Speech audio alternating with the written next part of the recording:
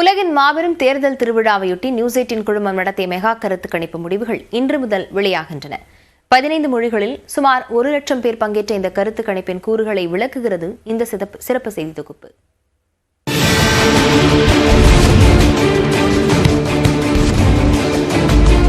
உலகின் மிகப்பெரிய ஜனநாயக நாடான இந்தியாவில் விரைவில் தேர்தல் திருவிழா களைகட்ட உள்ளது.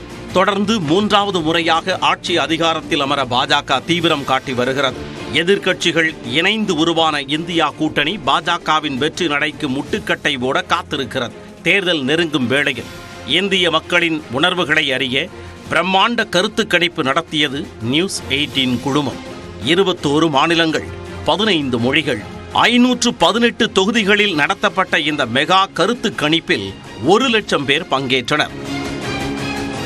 மக்களின் எண்ணங்களை துல்லியமாக பெறவும் அவர்களின் மனதை முழுமையாக அறிந்து கொள்ளவும் நேர்காணல்கள் நடத்தப்பட்டன. மக்களின் முடிவுக்கான காரணங்களை அறியவும் இந்த கருத்து கணிப்பை ஆழ்ந்த பகுப்பாய்வுக்கு உட்படுத்தவும் 20க்கும் மேற்பட்ட கேள்விகள் முன்வைக்கப்பட்டன. குறிப்பாக அந்தந்த மாநில அரசின் செயல்பாடுகள், முதலமைச்சர்களின் செயல்பாடுகள் திருப்தி அளித்ததா என்ற கேள்வி கேட்கப்பட்டது. வேட்பாளர் யாராக இருந்தாலும் மோடிக்காக பாஜகவுக்கு வாக்களிப்பீர்களா என்ற கேள்வி முன்வைக்கப்பட்டது.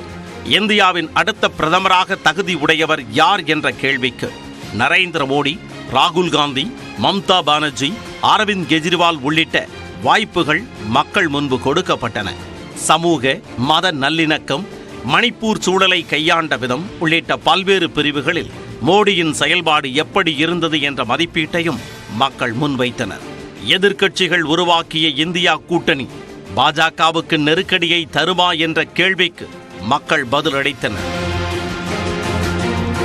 சாதிவாரி கணக்கெடுப்பு, ராமர் கோயில் விவகாரம் உள்ளிட்டவை இந்த தேர்தலில் தாக்கத்தை ஏற்படுத்துமா என கேட்கப்பட்டது.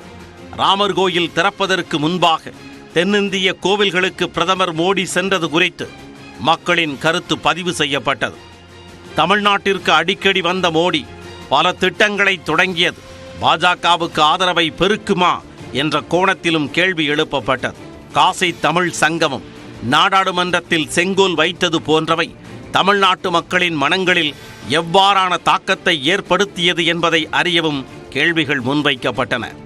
1 லட்சம் பேரை நேரில் சந்தித்து அவர்களது எண்ண பிரதிபலிப்புகளை அறிந்த நியூஸ் 18 குழுமம் அதன் முடிவுகளை இன்று மாலை 6 மணி முதல் வெளியிட உள்ளது.